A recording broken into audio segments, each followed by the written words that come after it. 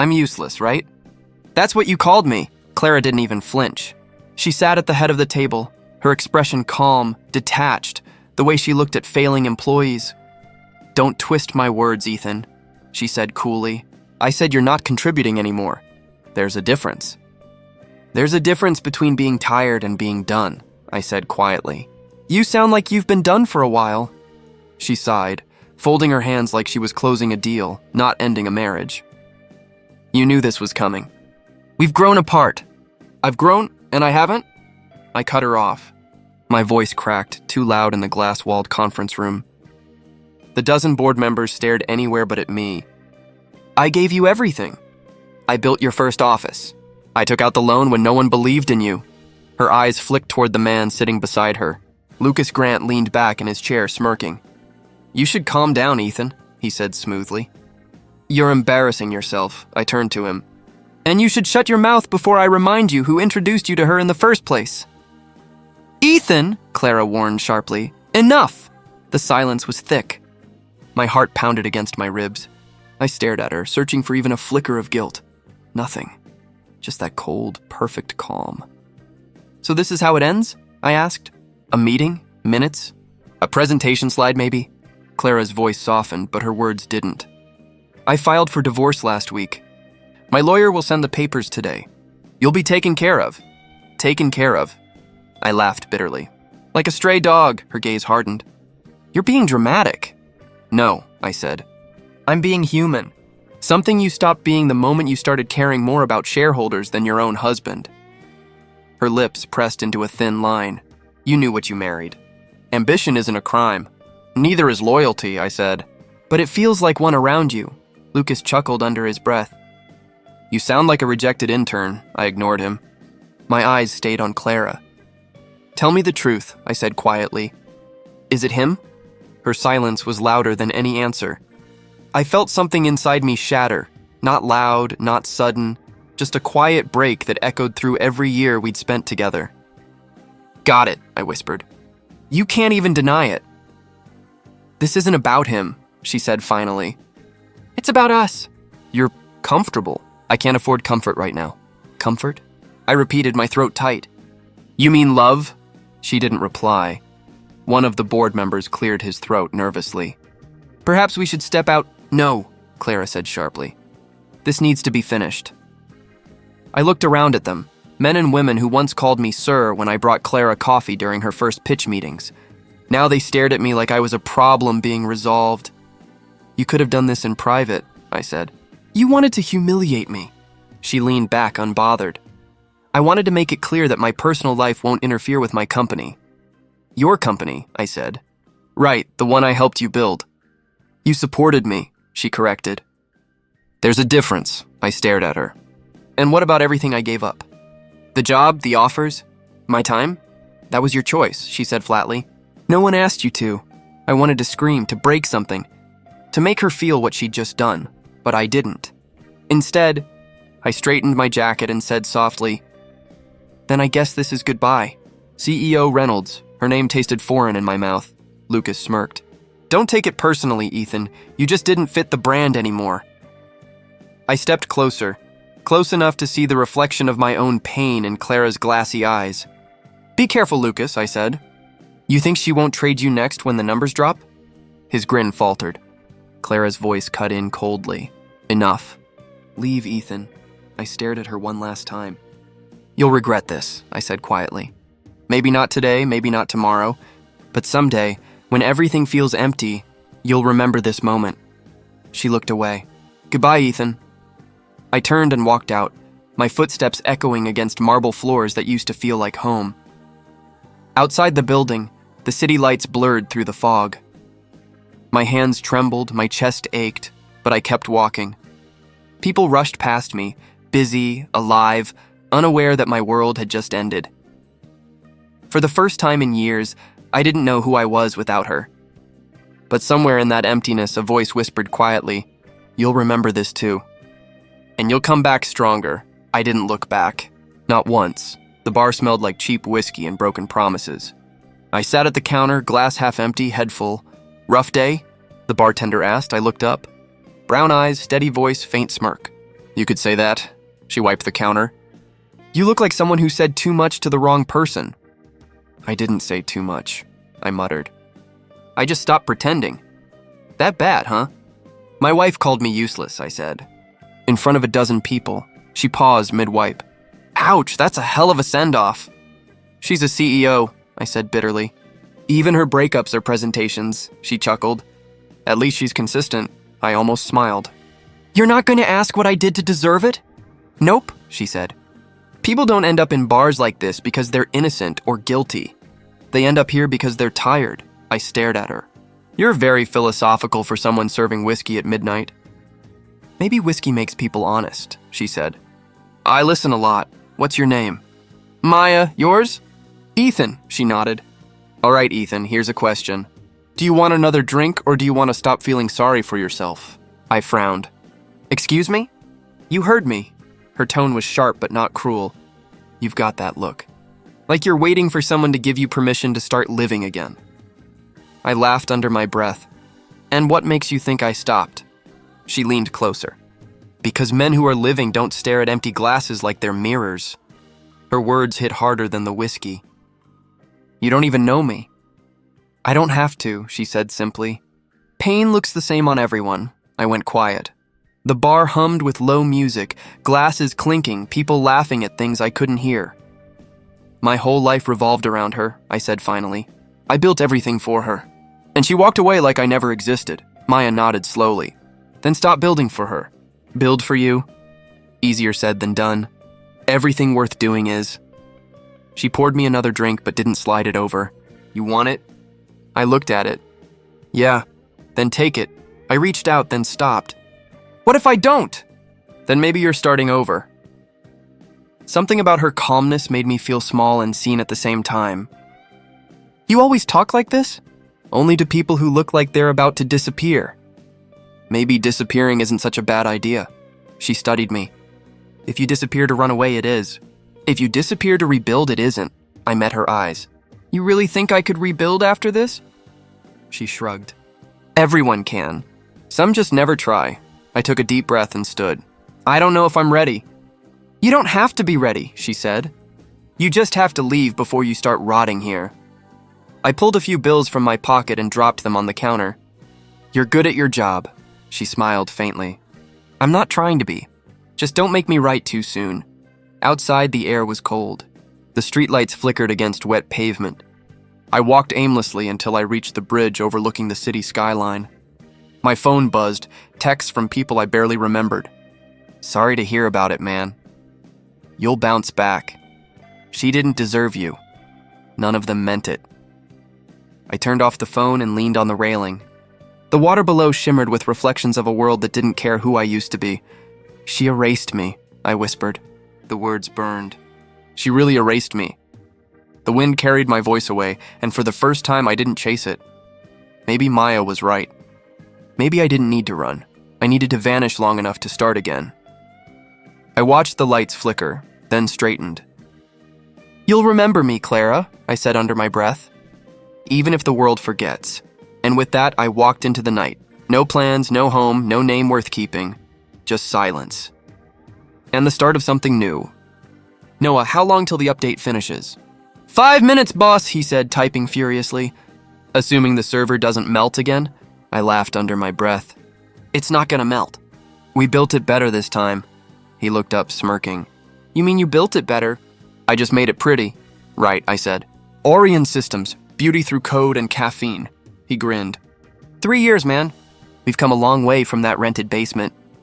I leaned back in my chair, staring at the wall of monitors glowing blue. 3 years, I repeated quietly. Feels like a lifetime. Noah hesitated. You ever think about her? Every day, I admitted. But not the way I used to, he nodded, pretending to focus on the screen again. We both knew that was a lie. The office door opened and Iris walked in, tablet in hand, her heels echoing across the floor.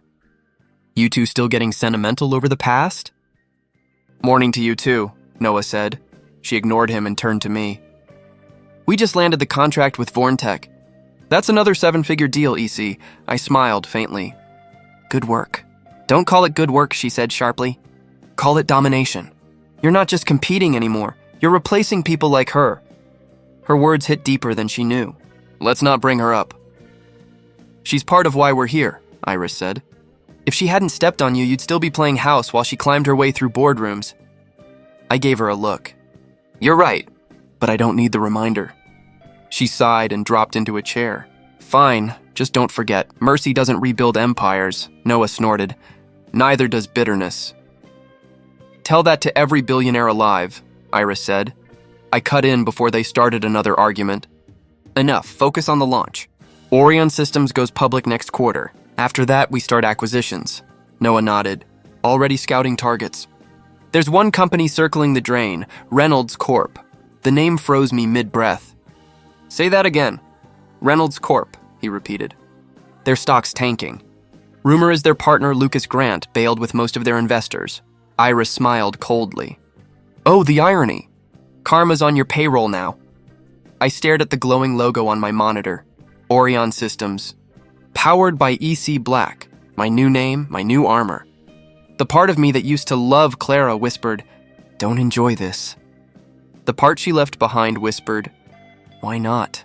Noah's voice broke my thoughts. You okay, boss? I'm fine, I said.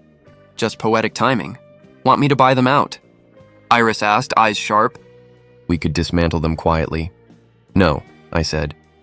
Let them bleed first, she smirked. There's the EC Black I know. Noah frowned. You sure? That's her company. That's the point, I said flatly. Let her feel what it's like to lose everything she thought was permanent. A silence settled. Even the machines seemed to hold their breath. Then my phone buzzed. Unknown number, Ethan Cole? A hesitant voice said when I answered, the name twisted like a knife. No one called me that anymore. Who's asking? It's Lena, the voice said quickly. Clara's assistant. I don't know if you remember me. I closed my eyes. What do you want, Lena? She needs to meet with EC Black. Her board insists. Reynolds Corp can't survive another quarter without outside investment. I didn't answer right away. My heart pounded in a rhythm I thought I'd buried years ago. Mr. Black, she continued nervously. You're her last option. I almost laughed. Funny how the world works, isn't it? Please, she said softly. She's desperate. I ended the call without another word. Noah stared at me. Who was that? An old ghost, I said. Iris tilted her head. From the way your jaw just clenched, I'm guessing a particular ghost. She wants to meet, I said finally. She doesn't know who I am. Iris leaned forward, intrigued. So what'll you do? I looked out the window at the skyline, the same skyline I'd once watched from a bridge, thinking I was nothing. I'll meet her. Noah hesitated. Why? She doesn't deserve... It's not about what she deserves, I interrupted. It's about what I've become? Iris smiled faintly. Then make sure she sees it, I nodded slowly. Oh, she will. The office was quiet again, humming with the sound of servers and the ghosts of my past. 3 years of silence were about to end, and this time I'd be the one holding the pen. I arrived early. Always do. Control the room before it controls you. The conference suite was glass and chrome, cold, perfect, anonymous. Just like the man I'd become. Noah's voice echoed in my ear through the comms. Audio feeds live. You sure you want us listening? Yes, I said quietly. If I lose my composure, pull the plug. I adjusted my black suit, smoothed my tie, and waited. The door opened. She stepped in. For a second, everything inside me stopped moving. Clara. Her hair was shorter, darker. Her posture rigid but trembling at the edges. There were lines on her face that weren't there before. Guilt, maybe. Or time. Mr. Black, she said, voice calm but fragile. Thank you for agreeing to see me. I kept my tone low even. Ms. Reynolds, please sit. She hesitated, scanning my face as if trying to place me. But I was safe. Different name, darker eyes, sharper expression. The man she'd buried no longer existed. She sat. I'll be honest, I'm not used to asking for help. But my company, Reynolds Corp, is in trouble. I folded my hands. I'm aware. Her jaw tightened. Then you know Lucas Grant defrauded half my investors. He vanished. The board's threatening to liquidate. I don't have much time, so you came to me. You have a reputation, she said softly. EC Black, ghost investor, silent savior. You rescue dying companies. Sometimes, I said. When they deserve saving. Her eyes flickered. And do we? I leaned back. Why don't you tell me? She took a breath, hands trembling slightly. Reynolds Corp still has potential. We've lost capital, not talent. If I can just secure an influx, just 3 months of stability, I can rebuild. I studied her. Every word she spoke carried pride, trying to disguise panic. And why should I risk my money? I asked. Because you'd be investing in innovation, not redemption, she said, almost pleading. I can prove our worth. Her voice cracked on worth. The sound scraped against everything I'd tried to bury. Noah whispered in my ear, Damn, she's really unraveling. Quiet, I muttered. Clara leaned forward. Mr. Black, I'm aware of my reputation. I've made enemies. But I don't quit. Give me a chance, I'll make it count. I tilted my head. You sound desperate. I am, she admitted. You're my last hope. The words hit like a physical blow. You're my last hope. Once I would have died to hear her say that. Now I just wanted to laugh. Instead, I said, Desperation isn't a business strategy. She flinched. Then what is? Leverage, I said. And you have none. Her eyes met mine, a flicker of defiance breaking through. You don't know what I've been through. I almost smiled. Try me. She hesitated, then said quietly, I trusted someone. He took everything. He left me with debts, lawsuits, and a company in freefall. I'm not asking for pity, I'm asking for partnership. Partnership, I repeated. That's a strong word for someone drowning. I'll give up control, she said quickly. Majority shares, full oversight, whatever it takes. I just need this company alive. I stared at her, feeling the edges of my anger soften in ways I didn't want. She was offering everything she once refused to share. Iris's voice cut through the earpiece. She's bluffing. Don't fall for the performance. I muted her channel. Clara looked at me like she was waiting for a verdict. Please, I can't lose this. My pulse steadied. This was the moment I had imagined for 3 years. The woman who once crushed me now begging across the table. And yet the satisfaction didn't taste the way I thought it would. It burned. You're quiet, she said. What are you thinking? That I've seen this before, I said. Pride dressed as persistence. Is that a no? I let the silence stretch until she dropped her gaze. Then I said softly, Maybe I can help you. Her head snapped up, hope flickering like a match. Really? I nodded once. But it'll cost you everything, she froze. What do you mean? I'll save your company, I said slowly, but I'll own it. Every share, every patent, every asset. You'll work under me or walk away with nothing. Her mouth parted, disbelief flooding her expression. That's blackmail. It's business, I said. Her eyes glistened. Who are you? I smiled, small and cold. Someone who understands what losing everything feels like. She leaned back, silent. The room was still except for her uneven breath. I gathered my files, stood, and said, You have 24 hours to decide. As I walked out, Noah's voice returned. You good? I don't know, I said quietly, but she's not. The elevator doors closed between us, sealing the past inside that room. The first week felt like walking through a minefield made of memories. Clara and I met every morning in the boardroom, her in gray suits that tried to look powerful, me in black that made me invisible. Your recommendations are unconventional, she said one day, flipping through my proposal. They work, I replied. She looked up, frowning. You cut half the executive board. They were bleeding your company dry. Her jaw clenched. Some of them have been with me since the beginning. Exactly, I said. Loyalty doesn't pay the bills. Her eyes narrowed, studying me too closely. You talk like someone who's been betrayed. I met her stare. Haven't we all? The silence that followed was sharp enough to draw blood. She shifted her papers, voice quieter. You remind me of someone I used to know. Someone you miss? I asked, her gaze dropped. Someone I failed. The words hit harder than I expected.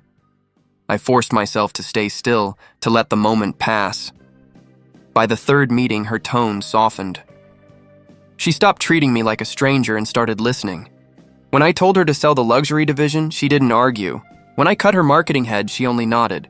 Do you always make decisions this coldly? She asked one afternoon. I shrugged. Cold decisions keep the fire alive, she sighed. I used to believe that too. Something in her voice cracked open old wounds. That night, I called Maya. She always picked up on the second ring. How's the ghost life treating you? She asked. Haunting the living gets tiring, I said. She laughed softly. You sound like a man standing too close to the flame. She deserves this, I muttered. Maybe, she said. But you can't burn someone and expect not to feel the heat. I'm fine. You never are when you say that. Her voice lingered long after the call ended. The next morning, the storm finally came. I was in Clara's office reviewing reports when the door burst open. Lucas Grant. He looked furious, expensive suit, fake smile, and the arrogance of a man who'd never been told no. Clara, he said, slamming the door, you think you can replace me? She stood slowly. You replaced yourself when you stole from me, he smirked. Don't act righteous. We built that empire together. You built it on my back, she snapped, and then you tore it down. I stayed in the corner, silent, watching the ghosts of their partnership explode into ashes. Lucas stepped closer. Who's the new money behind you? Some faceless investor who thinks you're still worth saving? Leave, she warned. He ignored her. You think anyone will believe you didn't beg for this deal? She slapped him. The sound echoed like judgment. He froze, then laughed bitterly. You've changed. I had to, she said. You made sure of that, he leaned in, sneering. You're finished, Clara. No investor can fix what's broken in you. She didn't answer. He walked out, slamming the door behind him. For a long moment, she stood still, her hand trembling slightly. I finally spoke. That was educational. She turned toward me, eyes glistening. You saw everything. I saw enough. Then you know what he cost me. Yes, I said quietly. Now you understand what loss really feels like. Her gaze lingered on me, confusion flickering. Why do you sound like you've lived it too? I smiled faintly. Maybe I just recognized the look. She sat down slowly. You ever lose something you thought was forever? Yes, I said. And when I tried to get it back, it was already gone. Do you still hate them? She asked softly. I hesitated. Every day. But some days I miss them more than I should. Her lips parted, but no words came. The air between us felt too heavy to breathe. I'll fix this, she whispered. With or without you, I leaned forward. Then prove it, she nodded, determination cutting through the exhaustion in her face. I will. When I left her office, the adrenaline faded, leaving only the echo of her voice. I stood by the window watching her silhouette through the glass wall, small, broken, but fighting. Noah appeared beside me. You enjoying the show, boss? I'm observing, I said. He grinned. Looks like revenge with a side of déjà vu. Maybe, he shrugged. Just don't start catching feelings for the enemy. I won't, I said. But even as I spoke, I knew it was already happening.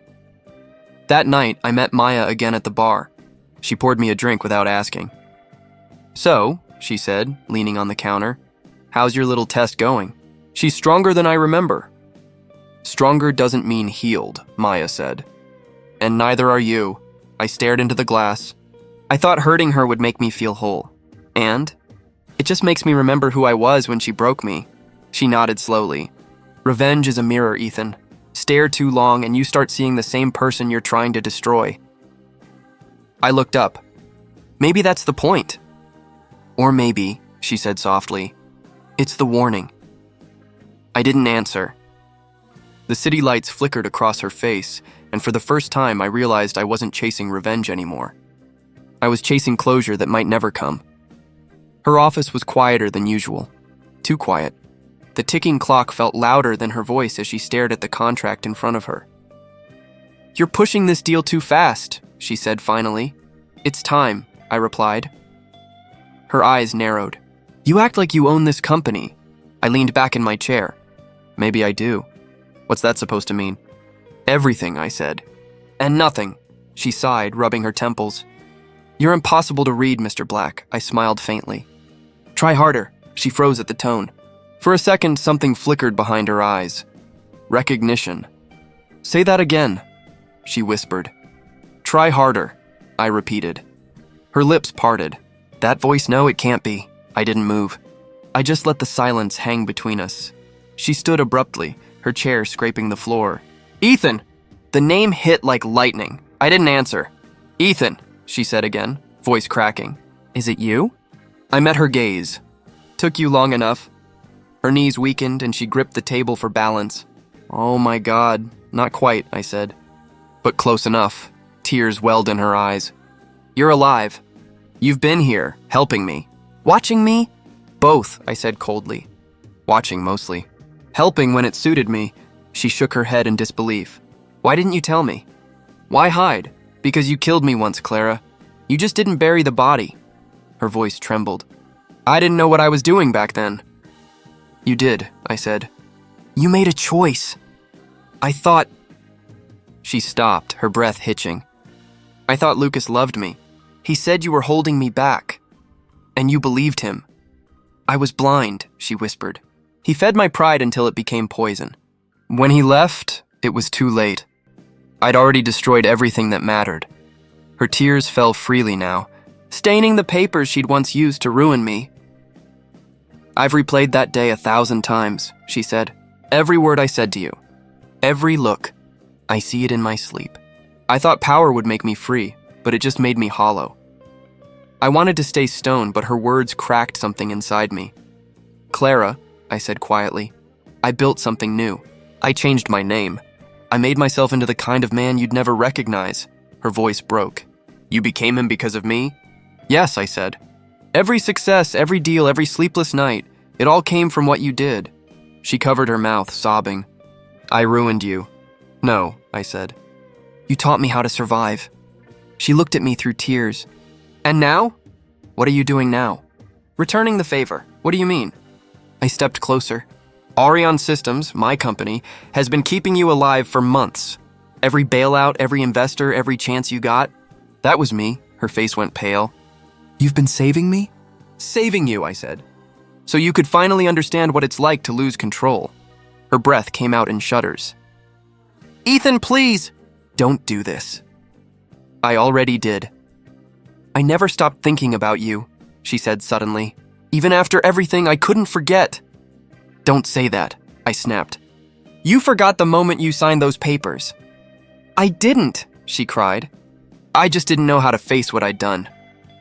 I stared at her, at the woman who once called me useless, now broken in front of me. The part of me that had loved her wanted to reach out. The rest wanted her to drown in her own regret. "Do you hate me?" she asked. "I don't know," I said. "I thought I did, but now I think I just want peace."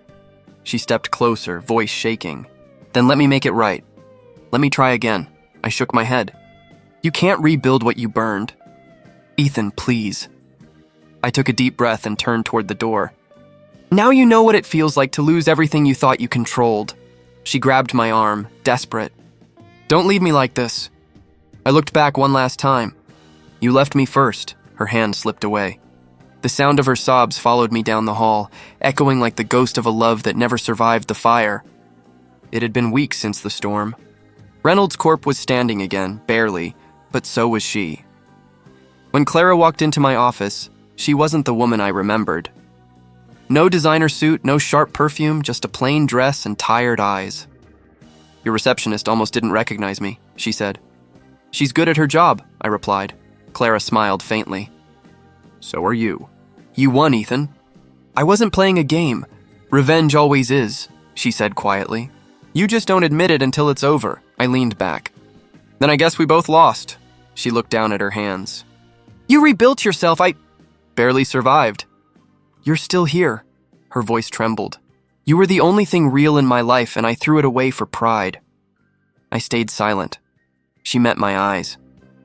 "I meant what I said that day. I never stopped loving you." Something in my chest twisted. "You're late," I said. "I know." She stepped closer. "But it's the truth." "Truth doesn't change the past." "Then let it change the future," she whispered. I shook my head. "There's no future where I forget what you did." Her eyes shimmered. "Then at least tell me you forgive me," I hesitated. "Forgiveness isn't the same as going back." "I'm not asking you to," she said softly. "I just needed to see you, to know the man I destroyed became someone strong enough to live without me." "That man died 3 years ago," I said. "The one standing here just learned how to stop bleeding." Tears slipped down her cheeks. I'm sorry, Ethan, I nodded once. I know. She lingered at the door. Goodbye. When she left, the silence that followed wasn't painful anymore. It was just quiet. Later that night, I met Maya at the bar. She poured me a drink before I said a word. So, she asked, did you finally close the chapter? She came to say goodbye, and? She said she never stopped loving me, Maya smirked. And you? I told her I stopped needing her. Good, she said. Now you can finally live instead of haunt yourself. I stared at the glass. Revenge didn't fix anything. It never does, she said. But letting go does. For the first time, I believed her. I stepped outside after midnight, the city lights stretching wide and endless. The air felt clean, lighter somehow. For 3 years, I'd been chasing ghosts. But that night, I finally stopped running, and for the first time in a long time, I just breathed. The glass tower rose above me, gleaming under the morning sun, the same place where everything once fell apart.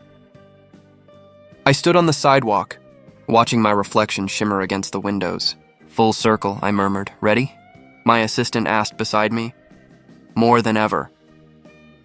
As I stepped through the doors, memories brushed past.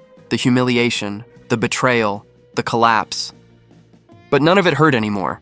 Inside, the lobby smelled the same. Cold marble, faint coffee, expensive ambition. Only this time it was mine. From across the hall, I saw her. Clara. Dressed simply, no pretense, no armor. She didn't move, didn't speak, just watched. Our eyes met for a single heartbeat. No anger. No regret, just peace. I nodded once. She returned it, a quiet acknowledgement of everything we'd survived. Mr. Hale, the receptionist said. Welcome home. Home. The word almost made me laugh. I walked toward the elevators, my footsteps steady, not haunted anymore. Do you want me to escort her out? My assistant whispered. No, I said. She's part of the story that built this place. The elevator doors slid open. I stepped inside, turning back one last time. Clara was gone. Good. Some ghosts deserved to fade quietly. As the doors closed, I looked at my reflection in the mirror like steel. Stronger. Calmer. Different. Thank you, I whispered. To the man I used to be. To the pain that forged me. When the elevator reached the top floor, the doors opened to my future. I walked forward, not as the man she broke, but as the one I became.